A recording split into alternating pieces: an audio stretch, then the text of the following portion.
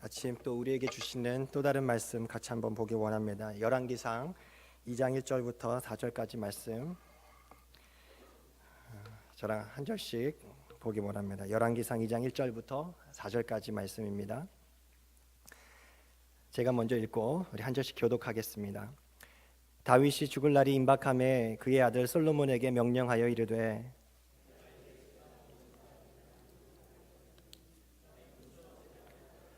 내 하나님 여호와의 명령을 지켜 그 길로 행하여 그 법률과 계명과 율례와 증거를 모세의 율법에 기록된 대로 지키라. 그리하면 내가 무엇을 하든지 어디로 가든지 형통할지라.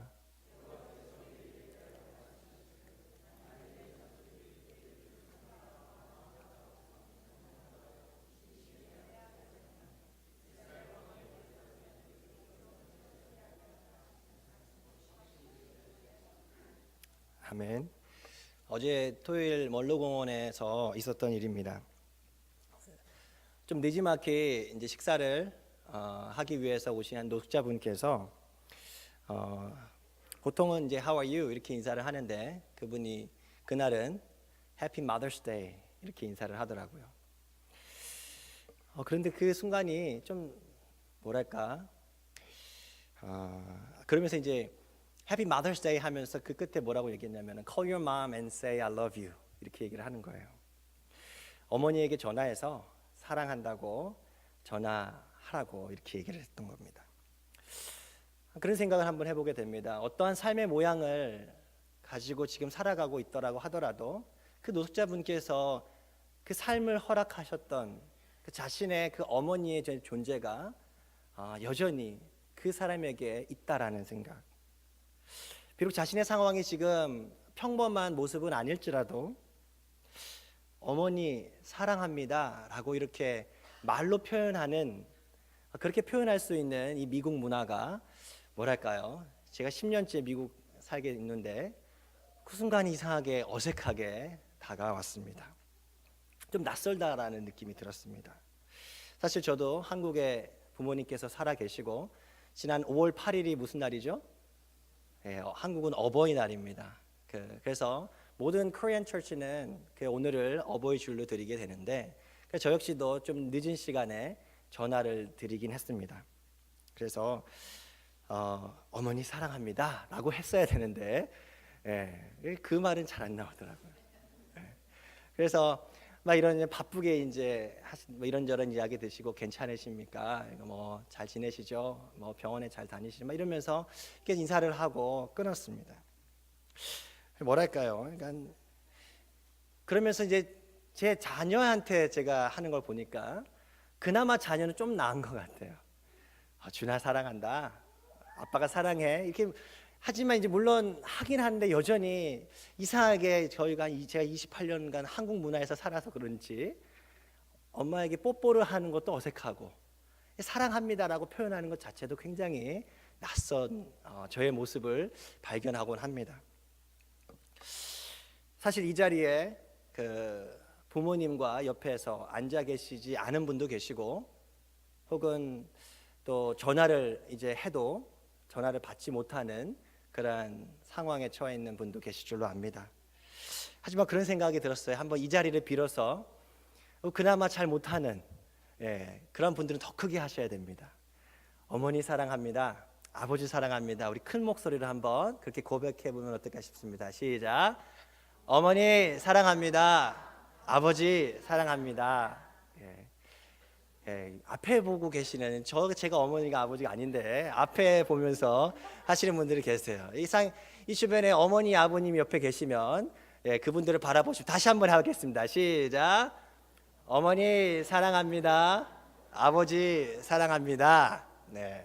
여전히 어색해요, 그렇죠? 사실 오늘 예배를 드리는 여러분들 가운데 상당히 많은 분들은 저와 같이 이 사랑이라고 하는 것을 말로 표현하기 어색한 좀 그러한 문화에서 자라신 분들이 좀 많이 있을 줄로 압니다. 사랑합니다라는 말보다는 좀 행동하는 것이 좀 편하지 않습니까? 뭐 말이 필요합니까? 행동으로 하면 되지. 예를 들면 이런 거예요. 막 가족끼리 막 싸웠어요. 뭐 아이하고 싸웠으면 그 다음날 아침 뭐 합니까? 반찬을 좀 맛있게 해주는 거예요. 미안하다라는 말을 대신하고 싶은 거죠. 내가 그래도 너 사랑해 하는 말을 대신하는 거예요. 우리 부부끼리 싸워도 마찬가지죠. 여보 미안해가 할 수가 없어 참아. 그쵸? 어떻게 합니까? 용돈 한번 딱 이렇게 딱 올려주는 거예요. 지갑에다가 돈을 또 꽂아주고. 이런 것이 왠지 좀 익숙하고 마음에 다가온 그런 문화가 사실은 제가 살아왔던 문화가 아닌가라는 생각이 들었습니다. 사실 I love you, mom and dad 이런 어떤 말을 하지 않더라도 사실 한국 그 문화에서 보면은 참 이런 효성, 그 누구보다도 효심이 깊은 그 사람들의 이야기를 우리 많이 듣지 않습니까? 그 중에 제가 이번에 최근에 발견했던 이야기가 우리 백범 김구 선생의 이야기입니다. 여러분 백범 김구 선생이 누군지 아시죠? 1900년도 초에 개화기 때 한국의 정치 지도자이면서 또 독립운동가이셨으면서 또 종교인이어서 신앙인이셨는데 그 자신의 그 부친이 노환과 또 병환으로 인해서 몸져 누워 있을 때 수많은 탕약을 써봐도 되지 않는 거예요. 그 한국에 좀 여기 미국적인 사고에 익숙하신 분들은 좀 어떻게 할 수 있을까 하는데 우리 그런 이야기를 많이 듣습니다. 이 김구 선생님도 어떻게 했냐면 어머니가 걱정할까봐 자신의 허벅지 살을 베어서 몰래 고기라고 하고 드리고 자신의 그 피를 먹였다는 거예요. 그의 그 유명한 일기책인 백범일지에 이렇게 기록되어 있습니다. 한번 들어보세요. 산골의 가난한 집에서 고명한 의사를 부른다거나 기사회생의 명약을 드시게 하기에는 형편이 허락하지 않았다. 우리 할머님이 임종하실 때 아버님께서 손가락을 자른 것도 이런 절박한 지경에서 하신 일이었는데 내가 또 단지 손가락을 자른다는 얘기죠. 내가 또 단지한다면 어머님의 마음이 상하실 터이다. 그래서 나는 허벅지 살을 베어내기로 결심하고 어머니께서 계시지 않을 때를 틈타 왼쪽 허벅지에서 살조각 한 점을 떼어냈다. 고기는 불에 구워서 약이라 아뢰고 잡수시게 하고 흐르는 피는 드시게 하였다. 그래도 약이 적은 듯하여 다시 칼을 들어 그보다 크게 살조각을 떼어내려고 할 때에는 처음보다 1100배의 용기를 내어 살을 베었지만 살조각은 떨어지지 않고 고통만 심했다. 두 번째는 다리살을 베어놓기만 하고 손톱만큼도 떼어내지 못했다. 나는 스스로 탄식했다. 여러분 어떠세요? 비록 백범 같은 이 같은 어떻게 보면은 극심한 효성의 모습은 아니지만 비록 분명히 백범 김구 선생님도 어머니의 아버님에게는 어머니 사랑합니다라는 차마 못하지 않았을까? 그 당시 문화 속에서 100년 전이니까는요. 하지만 이러한 식의 삶의 모습으로 헌신의 모습으로 부모를 봉양했던 그러한 이야기들을 들을 때 우리 한국인들의 마음에는 훨씬 더 마음에 와닿는다라는 얘기예요. 이 같은 부모를 향한 극심한 효성의 이야기가 있는가 반면에 정반대로 가슴 아픈 이야기도 우리는 듣게 됩니다. 고려장에 관한 이야기입니다. 요즘 제가 이 이야기를 찾아보니까 사실 이게 원래 고려시대 때 있었던 일은 아니라고 하더라고요. 일본인이 좀 그 한국을 좀 이렇게 비화시키기 위해서 중국 설화를 가지고 한국 이야기다라고 이렇게 했다라는 이야기가 있는데 어찌됐든 그 이야기를 보시면 이렇습니다. 한 아들이 자신의 아버지가 70살이 되어서 이제 노쇠하고 이제 살 일이 얼마 되지 않겠다라고 싶어서 그 당시 그가 살고 있었던 문화처럼 아버지를 지게에 메고 깊은 산중으로 들어갑니다. 그리고 아버지를 내려놓고 그 산중에 약간의 음식만 내버려 두고 지게도 옆에 두고 이제 자식하고 둘이 걸어 내려옵니다. 그렇게 아버지를 버린 거죠. 한참을 걸어 내려오고 있는데 자기 아들이 갑자기 돌아서서 할아버지께 뛰어가는 거예요. 그리고는 할아버지 옆에 두고 왔던 그 지게를 다시 지고 내려오는 거예요. 지게를 내려오고 있는 그 아이에게 그 아버지가 물었다고 합니다. 얘야, 왜 그 지게를 가지고 오니? 하니까 아들이 뭐라고 대답했습니까? 예, 맞아요. 저도 아버지가 늙으면 이 지게에 지고 와서 버려야 하기 때문에 가져왔습니다. 라고 대답합니다. 그의 말에 그 아버지는 크게 뉘우치고 그 부친이 돌아가실 때까지 잘 봉양하였고 또 그 마을에서 이 고려장 같은 악습이 없어졌다라고 하는 이야기입니다.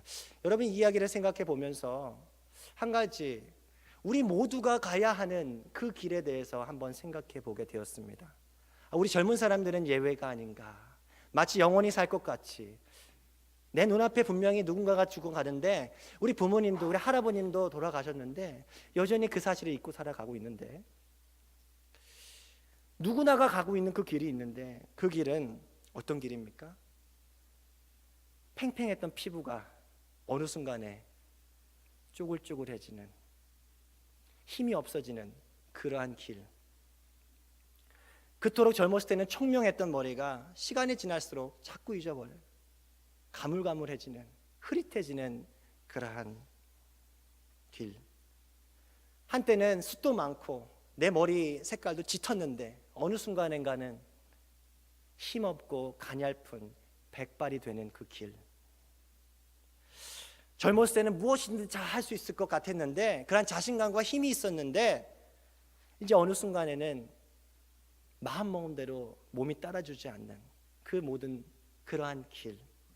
어렸을 때는 감히 생각하지 못했던 길을 우리 모두는 누구나 가게 된다는 사실을 한 번 더 생각하게 됩니다. 오늘 교회력으로 어버이 주를 맞이하고 또 미국 교회력으로는 마더스 데이를 맞이하면서 오늘 제가 우리 지난주 우리 온 공동체가 사무엘하 열왕기상을 읽으면서 하나님께 기도하면서 읽습니다. 하나님, 우리 어버이 주를 맞이하고 있는 그래서 합동 예배를 드리고 있는 우리에게 주시는 하나님의 메시지가 무엇입니까? 과연 사무엘하에 그런 내용이 있을까? 다른 말씀을 선택해야 될까 고민하면서 오늘 본문의 말씀을 찾게 되었습니다.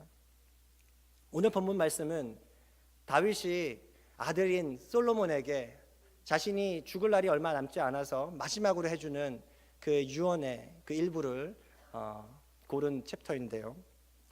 두 가지를 그 아들 솔로몬에게 가르쳐 줍니다. 첫 번째는 이렇습니다. 2절입니다. 내가 이제 세상 모든 사람이 가는 길로 가게 되었노니 이렇게 얘기합니다. I'm about to go the way of all the earth. 모든 사람이 가는 길, the way of all the earth. 사실 이 표현은요, 여호수아가 40년 광야 생활을 마치고 나서 만나 세대들에게 출애굽해서 이제 요단강을 건너서 가나안 땅에 들어가는 만나 세대에게 마지막으로 자신이 죽을 때 해줬던 얘기랑 똑같습니다. 보라, 나는 오늘 온 세상이 가는 길로 가려니와 Now I'm about to go the way of all the earth. 화창한 장밋빛 미래에 대해서 얘기해 주면 되는데 왜 하필 죽는 얘기를 거기서 하느냐 말입니다. 여기서 온 세상이라고 하는 그 단어는요, 그 원래 히브리어로 에레츠라고 하는 단어입니다. 여러분, 에레츠라는 단어는 어디에 나오냐면 성경 제일 먼저에 나옵니다. 창세기 1장 1절에 어떤 말 있죠? 태초에 하나님이 천지를 창조하시니라. Heaven and earth, 하늘과 땅을 창조하셨다. 그 땅이라고 해당하는 단어가 이 에레츠라고 하는 단어입니다. 무슨 얘기죠? 천지는, 이 세상의 시작은 하나님의 명령, 하나님의 말씀으로 시작되었다라는 얘기예요. 따라서 그 모든 땅은 하나님의 주권에 속해 있다고 하는 얘기입니다. 따라서 하나님의 주권을 인정하는 이 땅에 속한 모든 피조물들은 반드시 하나님께서 책임져 주신다라는 이야기입니다. 약속의 개념이 거기 안에 들어 있습니다. 본래 하나님의 주권 하에 영원한 존재로 살도록 창조된 우리 인간이 타락하였습니다. 여러분, 타락이 뭐였죠? 생명이신 하나님의 말씀을 버린 삶이 타락이었습니다. 그래서 이제 모든 인간은 한 번 죽게 됩니다. One life and one death. 그것이 우리 모두에게 주어진 삶이라는 거예요. 부모로서 앞으로 왕위를 이어서 자신의 대를 이어서 살아가야 할 그 솔로몬에게 해주고 싶은 첫 번째 얘기가, 너는 비록 왕이지만 절대 잊어서는 안 돼. 내가 그토록 살아왔던 파란만장한 나의 인생, 다윗 왕의 인생도 모두가 가야 하는 그 길에 예외 없이 간다면 바로 너도 어떠한 위협을 이루어내고 어떠한 화려한 삶을 살지라도 너 역시 반드시 그 길을 갈 거라는 그 유언의 말씀을 해주는 거예요. 하나님의 손에 맡겨진 유한한 인생임을 가르쳐 주고자 했다라는 거예요. 시편 24편 1편에 보면은 이렇게 얘기합니다. 땅과 거기에 충만한 것과 세계와 그 가운데 사는 자들은 다 여호와의 것이로다. 이 세상에 사는 것이 자기조차도 다 하나님의 것임을 다윗은 알고 있었습니다. 그런가 하면 두 번째로 아들 솔로몬에게 해주고 싶었던 얘기가 무엇입니까? 오늘 말씀에 이어서 계속해서 이르면 대장부가 되라 얘기합니다. 하지만 대장부 자체가 되는 것이 중요한 것은 아니었습니다. 그 이어서 나오는 그 말씀이 중요한데요. 3절 말씀입니다.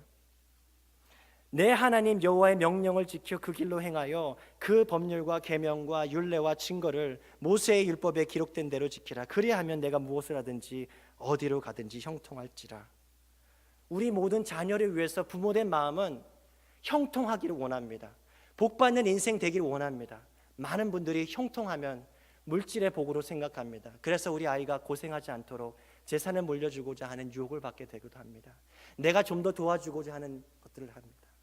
하지만 오늘 다윗은 솔로몬에게 물려주고자 하는 그 유일한 것, 솔로몬의 형통한 삶을 보장하는 한 가지, 여호와께서 너에게 require 했던 그 명령을 반드시 지키며 살아라, 말씀 신앙을 물려줍니다. 여러분, 우리는 자녀들에게 무엇을 물려주고자 합니까? 여러분, 하나님의 말씀을 지켜 행하는 것이 왜 지혜죠? 거듭 말씀드리지만 하나님의 말씀에 창조된 인간이기 때문에 반드시 하나님의 주권에 지배하에 살아가는 모든 인생은 책임져 주시기 때문에 그렇습니다. 하나님의 창조의 원리가 그렇습니다. 그 원리를 깨닫는 것이 지혜요, 그 지혜를 가지고 살아가는 것이 유한한 인생 속에서 형통한 삶을 살게 되는 유일한 방법이라는 사실입니다.